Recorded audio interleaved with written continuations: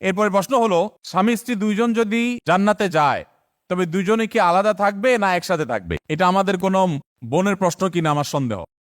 একবার লাইভে আমাকে এক ভদ্র মহিলা প্রশ্ন করেছেন যে হুজুর, এমন কোন দোয়া আছে কিনা যেই দোয়া পড়লে স্বামী জান্নাতে গেলেও হুর পাবে না? আমি প্রশ্ন পড়ে কিছুক্ষণ চুপ করে গেলাম। আমাদের দেশের মেয়েরা স্বামীকে কত ভালোবাসে যে জান্নাতে গেলেও ভাগ দিতে রাজি না। এই জন্য বলে নিজে জান্নাতে যাওয়ার দোয়া চায় না, তাই যে স্বামী জান্নাতে গেলেও হুর জান্নাত পায়। বুঝতে পেরেছে?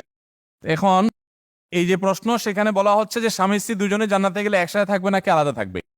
দুইজনে যদি জান্নাতে থাকে তাহলে আলাদা থাকার তো কোনো প্রশ্নই ওঠে না।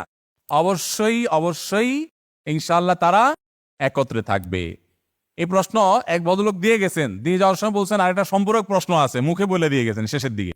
সেখানে সম্পূরক প্রশ্নটা হলো যে যদি দুইজন জান্নাতেই থাকেন বুঝলাম, তো আর হুরের দরকারটা কি?